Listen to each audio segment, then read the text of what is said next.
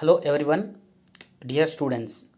In this video we are going to study about the functional components or functional units of a computer. We are going to learn what are the different functional components that make a computer with this block diagram and the explanation of different units. A modern computer is basically made up of four functional components. They are input unit, central processing unit, memory unit, and finally output unit. See, these four components or units together make a computer. In this video we are going to study about these four components and how they are arranged to form a working computer. Let us see first the block diagram of computer, which consists all these four components: input unit, central processing unit or CPU, output unit, and memory. See, all those four components are connected in a way that they can communicate each other by sending the data or information. So you can see in center we have CPU or central processing unit, to which all other components are connected. So it's an integrated arrangement of all these four components which make a working computer. In coming slides we are going to study one by one functional components with detail. First let us see the input unit. Input unit is a unit which receives data and instruction to solve a problem. Means in order to process or to perform the calculations, computer requires data or information. They are fed using input unit devices. This links external environment to computer system. See, whatever the data generated outside, that is in real world, are to be sent to computer system should be sent through input units or input devices. These units consist one or more devices such as very fundamental keyboard and mouse. Addition to those devices we have other devices like OCR, that is the optical character recognition or reader, OMR, optical mark reader, or barcode reader, which are used in daily life. Totally this input unit consists different devices which are used to input or feed the data to the computer which are supposed to be processed. Next we will see the central processing unit or CPU. CPU is known as heart or brain of computer because it interprets the instructions in the program and executes the instructions one by one. See, most of the calculations or operations or processing is done in CPU only. The CPU consists three major units in it. They are control unit, arithmetic and logical unit, and registers. These three components together make a CPU. These three components, they have their own responsibilities or their own work in processing a data or instruction. In next slides we are going to study what are the different tasks done by these three units. First we will see the control unit. It controls and directs the transfer of program instructions and data between various units. All of us know that there are four units or function units in computer. They are going to communicate by sending data and information. This transfer of data or information or communication is controlled by the control unit. It maintains order and directs the operations of the system. It maintains the order of operations and it guides or it monitors or manages how the operations has to be performed. It schedules the operations and what type of operation has to be performed in what sequence it is decided by control unit. Basically, control unit performs the following four operations. First, fetches instruction, second, decodes the instruction, third, executes the instruction, and fourth, it stores the results.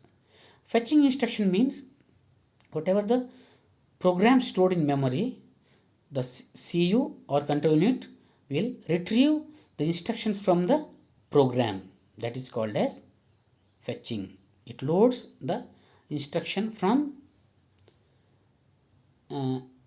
memory to the CPU. Next stage is to decode the instruction.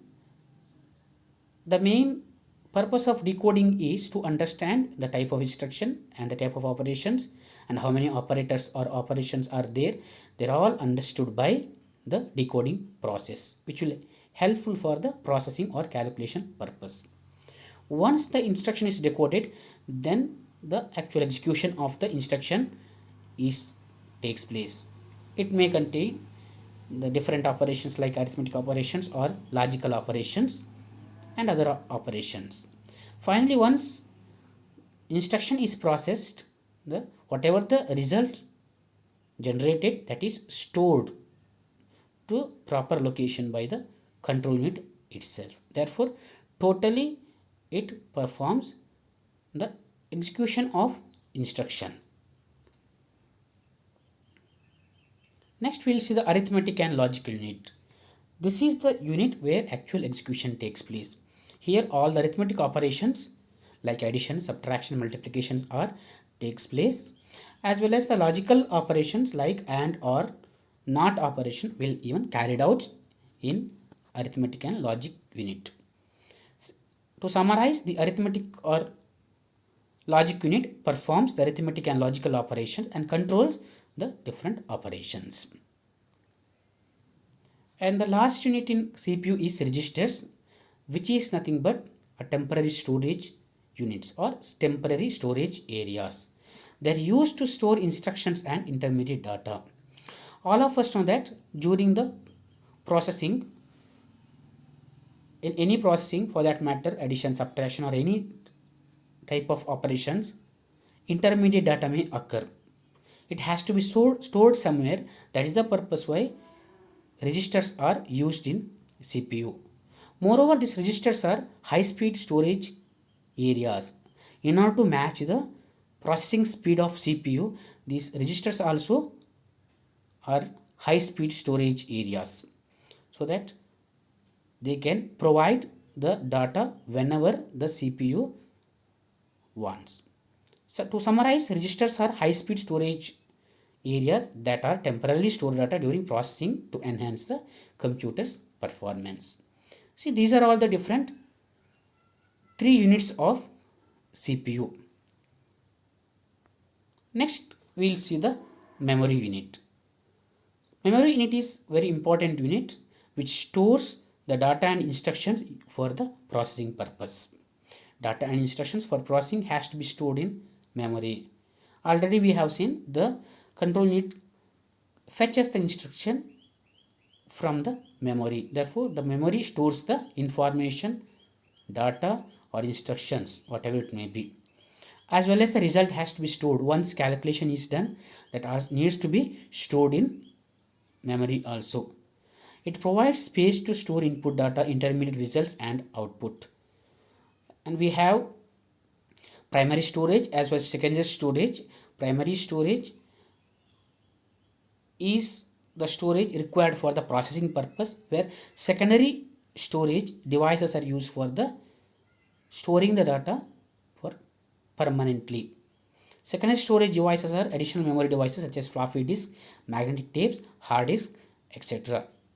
See, Some of secondary memory devices are the floppy disk, we can the first one, next hard disk, CDs, pen drives.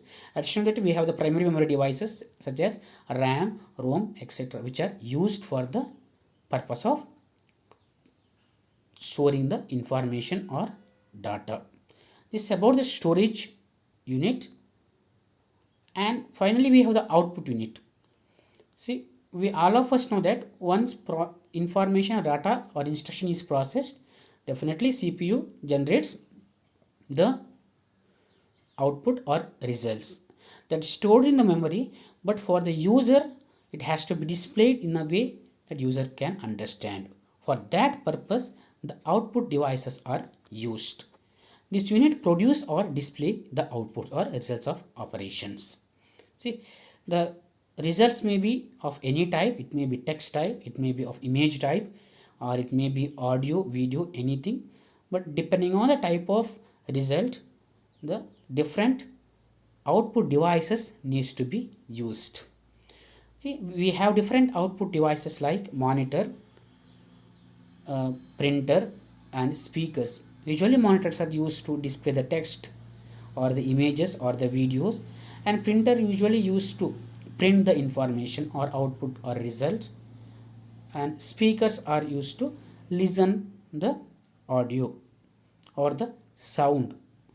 See, these are the different output devices which are in output unit.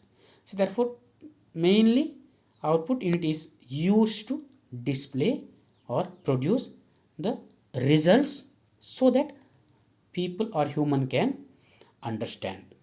See, these are all the different functional components of computers. We have seen the input unit, the central processing unit, the memory unit and the output unit.